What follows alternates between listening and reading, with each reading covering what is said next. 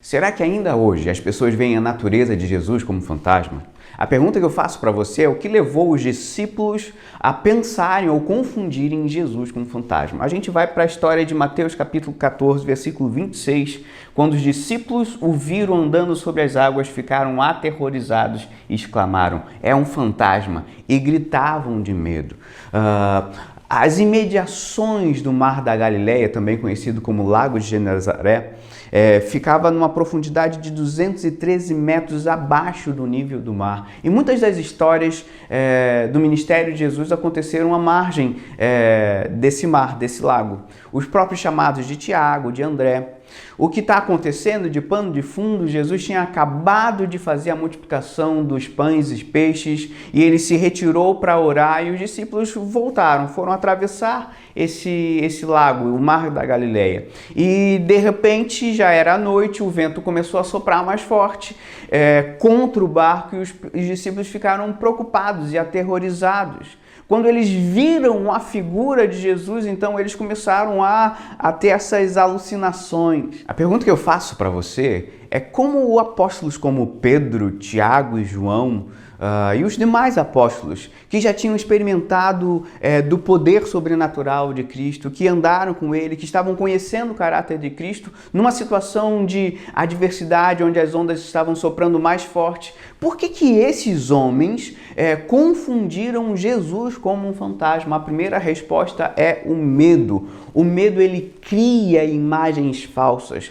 O medo é capaz de transformar Deus numa aberração. Quando a gente está cheio de medo, a gente é capaz de olhar para Deus como alguém irado, alguém cruel, alguém distorcido, porque o medo tira tudo do seu lugar. O medo cria em nós fantasias, o medo cria em nós ansiedade. Por isso eu quero ler com você o texto de 1 João, capítulo 4, versículo 18, que diz assim, no amor não há medo, ao contrário, o perfeito amor expulsa o medo, porque o medo supõe castigo e aquele que tem medo não está aperfeiçoado no amor. E um dos grandes segredos que o Evangelho conta pra gente é muito importante, que o medo existe no coração porque existe dentro de nós uma sensibilidade, uma preocupação com a punição, com o castigo. Assim como uma criança que faz alguma coisa de errado e coloca aquela frase clássica, o meu pai vai me matar, a minha mãe vai me matar. Existe uma sensação de culpa iminente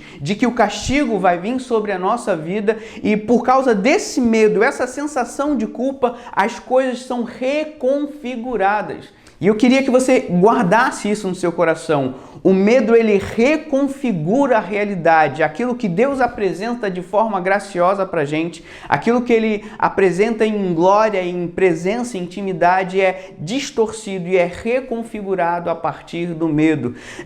Quanto mais a gente tem essa sensação de que o castigo vem sobre a gente, de que o mal vem sobre a gente, que algum tipo de ira, de algum tipo de punição, a gente está sempre prisioneiro e refém dessa sensação e dessa percepção do medo. Sim, necessariamente aqueles discípulos enxergaram Jesus porque eles ainda não tinham lidado de forma completa com a percepção de punição, a percepção dos seus próprios pecados, a percepção dos seus próprios crimes existenciais, ainda os levavam a acreditar numa tragédia, numa iminência de algo errado acontecendo. Por isso, não só eles, mas eu e você também somos fadados a cair na armadilha de que o medo faça a gente olhar para frente e a gente enxergue fantasmas, que a gente enxergue fantasmas dentro do nosso casamento, que a gente enxergue fantasmas na vida do nosso filho, que a gente enxergue fantasmas na vida da nossa igreja, porque enquanto a gente estiver temendo pelo castigo, pela punição, os nossos olhos vão ser reconfigurados a distorcer a realidade da graça na nossa vida.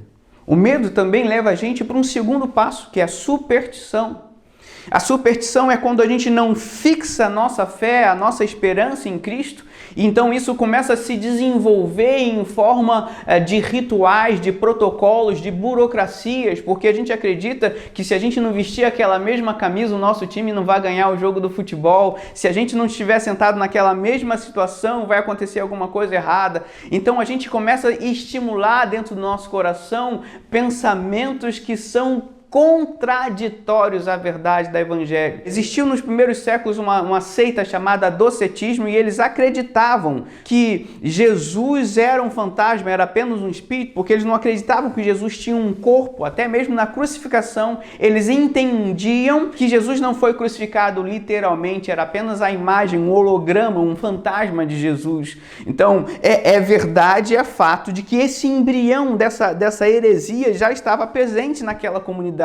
As pessoas eram entregues de várias formas a se entregar a crendices. Quanto mais medo a gente tiver, mais um tipo de pessoas supersticiosas nós seremos. Ao longo de toda a história, o ser humano se transforma em pessoas supersticiosas. E muitas vezes a gente confunde pessoas no nosso meio, na nossa comunidade, que ainda estão cheios de medos, que ainda não resolveram o problema com a ira, com a culpa, com a punição, e ao olharem para o sobrenatural, cheio de superstição, cheio de mitos, de fábulas, ainda ocupam lugares nos nossos púlpitos, nos ensinando a sermos mais supersticiosos. O antídoto para a gente vencer o medo e para a gente vencer a superstição é conhecer esse poder que Cristo revelou, um poder que desincha o medo, que joga colírio nos nossos olhos, o mesmo poder que acalmou as tempestades. Se a gente não conhecer mais do amor de Cristo, se a gente não conhecer mais da graça do Evangelho, o nosso coração ainda vai ser palco de medo, o nosso coração ainda vai ser palco de superstição. Sem o conhecimento da palavra, sem o conhecimento do amor de Cristo na nossa vida, nós ainda seremos reféns do nosso medo, nós ainda seremos refém das nossas superstições, ainda que congregando nas nossas igrejas. Por isso é importante que você se aprofunde em conhecer o amor de Cristo e a palavra de Deus que foi revelada até nós através do livro sagrado. Se você percebe que ainda existe dúvida misturado na sua fé, talvez você ainda perceba que existe medo no seu coração e esse medo faz deformar as verdades do Evangelho no seu coração, no seu entendimento. Nós preparamos um curso de formação em teologia para te ajudar, para que cada vez a graça do Evangelho tome conta do seu coração e que esse medo seja jogado fora, como a Bíblia nos ensina. Clica no link aqui embaixo e venha nos conhecer.